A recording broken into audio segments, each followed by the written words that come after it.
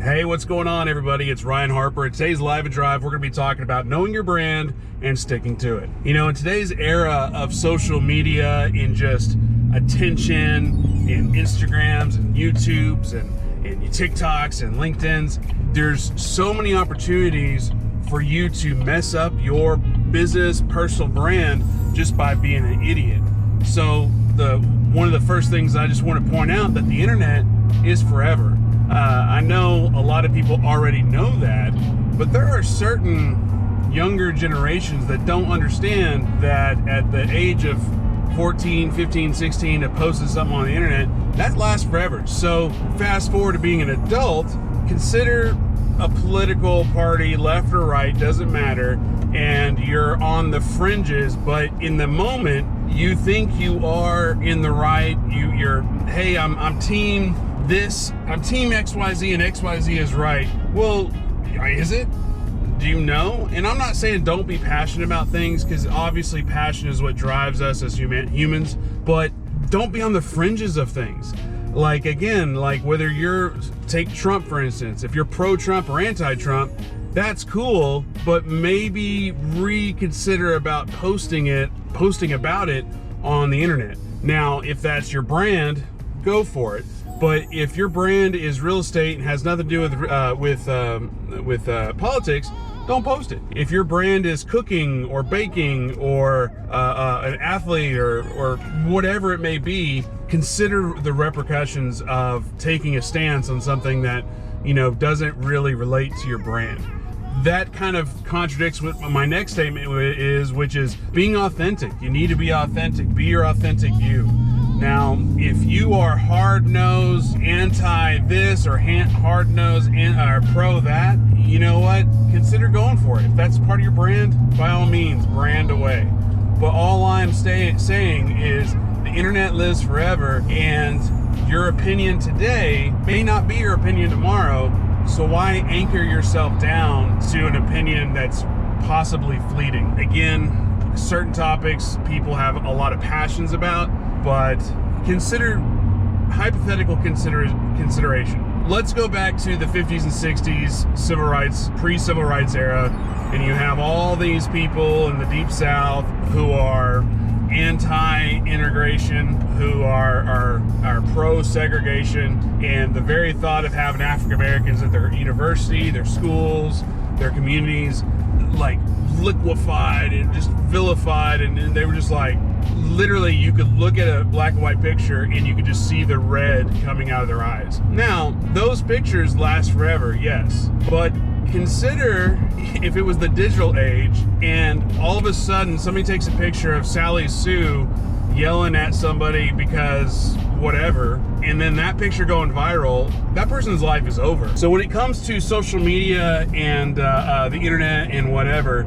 the thing about the example I was just saying about the 60s and having pictures taken and that lasts forever. Well, those pictures weren't developed immediately. They weren't published immediately. It took a while for those to gain traction.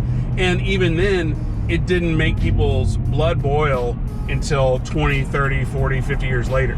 Consider today, you get a picture taken of you doing something stupid and it gets published, or worse, you publish your own damn picture, and then all of a sudden that goes viral. Your life is ruined that day. There's plenty of examples of people being stupid on the internet and the next day their life is over. Take, for instance, I'll drop a link in the story if I can find it.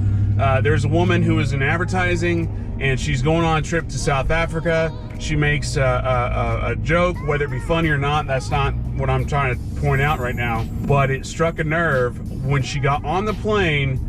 As she was getting on the plane, she made a tweet. By the time she landed in South Africa, which I don't know the distance from New York to South Africa, or even if it was New York, or if it wasn't or South Africa, it doesn't matter. Her career, her job were gone. Like, she was fired, she was vilified all over the internet, and there's no telling what she's doing now. I mean, she's probably fine because she wasn't a celebrity or anything, but it is what it is.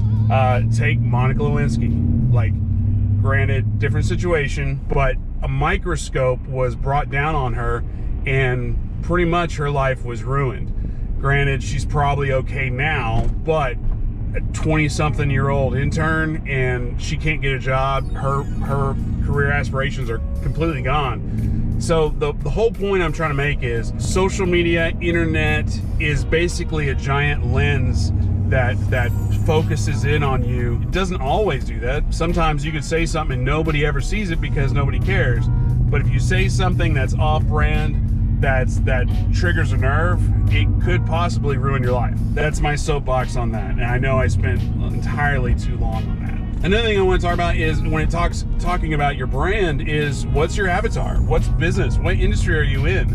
Are you just trying to be a social media guy, or are you just trying to be famous for the sake of being famous? Know your avatar. If you know your avatar, then you know what side of you need to show. If your avatar is veterans, well then, you know, the swashbuckling Matt Best is a good tattooed up, you know, crazy antics, maybe non-PC type humor. That's your avatar, and by all means go for it because that's your brand. But on the flip side, if your avatar is like church-going folks and all of a sudden you start dropping F-bombs, well, they may not like that. Even in at Propelio, in the real estate community, there's times where we've been open and dropped a couple of F-bombs, or our language is a little bit like minorly foul. It's not like every other word is da da da da da da da. But we've had people respond like, I can't watch this because at work you dropped an F-bomb and I can't have it more. So it's like, oh, well, that made us rethink. Oh, we should probably tone it back a little bit. Yes, be authentic, but try not to swear. And if we do swear, it's not that big a deal because that's still our avatar. But be aware that people might be trying to watch our videos at a work setting. So knowing your avatar and knowing what's appropriate is something to take into consideration when you are thinking about your brand or developing your brand or whatever. Another thing that should be highlighted is staying in your lane. Too often, if you have multiple things going on in your life, that's fine, because we all do. We're never just like one-sided. We all have tons and tons of side projects or whatever. But when it comes to branding, if you try to brand all those things, it confuses your audience. It confuses your customers. So one thing you need to consider is, especially when it comes to social media, and I got this from Jamie Grayson at the Zuckerberg Institute. Side note, great mentorship platform. Check it out. There's a link somewhere. Anyway, is like when it comes to like Facebook or Instagram, try to keep it to three topics. Like, you know, I think with Jamie, what he was saying, his was wine, baby stuff, and coffee, and stay in those lanes, because outside of those lanes, it confuses your audience, and you're never allowed to kind of grow into those people, those clients. So if you're a boot maker, it doesn't make sense to maybe make a video about architecture or about making potholes or whatever. But maybe it does make sense to do woodworking, because there is a little bit of working with your hands type folks there. But tying it back to branding, because I know not everybody is trying to make videos or do social media, but if you're at a networking event and your focus is real estate investing, and somebody comes up and starts talking to you about Bitcoin investing, you're gonna be like, what are you doing, bro? This is a real estate investing event and you're talking about Bitcoin. That makes no sense to me. And it shuts people down. So stay in your lane, focus on what you're trying to accomplish by knowing your brand and knowing your avatar, and it needs to be a holistic type thing. I think that makes sense. It should make sense. Maybe I should stay in my lane and not do videos. I don't know. I mentioned this earlier, and I probably was on about it a little bit too long, but I do want to say it yet again, is be your authentic self, but don't ruin business by being an idiot. And by being an idiot, like if you're at it, and again, this isn't about social media or video or whatever, but say you're at a networking event and you get drunk off your rear, and you're now labeled the person that's drunk all the time at networking events. Whether that be true or not, it doesn't matter. But you do something stupid, that's what people remember. Because if you think about it, because of Facebook, because of Instagram, there are people in your life that you may not seen in 4, 5, 6 years, but the only thing you know of them is what you remember of your last encounter or what you see on social media. So if on social media you're always partying and the last time they saw you was you're drinking, maybe they think you're the town drunk. Maybe that's part of your brand. Maybe you're a liquor rep. I don't know. It doesn't matter. But the point being is, going back to what I was saying, is you can ruin your brand by being an idiot. And I know that is the most obvious thing that anyone's ever said ever. Thanks, Captain Obvious. But it's true. Another thing about branding that may not be thought of is your emotionality to it. And I don't know if that's a word, but it is now. But like if like me, I think I'm fairly goofy and I'm fairly positive, fairly happy. So if I'm around mopey, immediately people are like, "What's wrong with Ryan? What's wrong with Ryan? What's wrong with Ryan?" And it goes back to confusing your audience, confusing your clients. So if your brand is always peppy and happy and positive, well, suck it up, Buttercup. You got to be peppy, happy, and positive, regardless of what's going on in your life. Now, if there are situations where maybe you're broken up with a loved one, maybe some of your family has passed away, maybe you're having a bad day, I understand it that you don't want to be peppy, but if you're in a business environment, you need to consider that, hey, I'm in a business environment, I am my own personal brand, and I need to focus on that.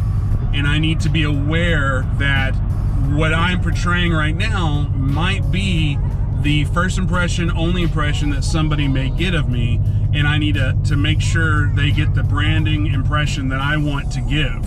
And that's another thing that should be highlighted, is you may only get one impression to give people, and you want to be on brand. You know, you hear that all the time, on brand, on brand. And if you meet somebody at a networking event and you're the mopey version of yourself, but 99.9% of the people know you as the positive guy, well, that doesn't matter, because that one person that you were mopey to, that's all they know of you. And that's all they're ever going to know, because they may never meet you again. Because again, social media, Facebook, Instagram, they may follow you forever and y'all might be connected through email, but when it comes to just your awareness of somebody, your brand, their brand is like, oh, well, that's the mopey guy.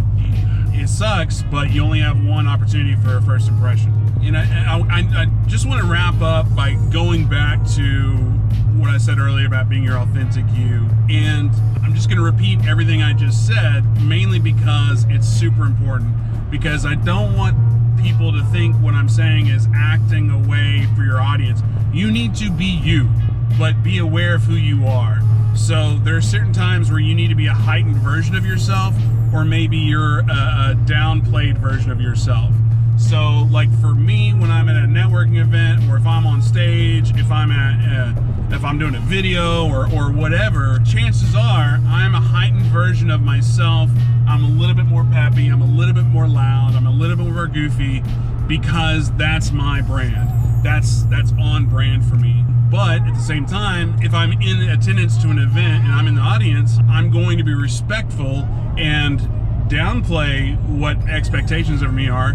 So like people trying to talk to me while somebody's on stage, I'm like, thank you, but I'm trying to listen to I'm trying to be respectful of whoever's on stage.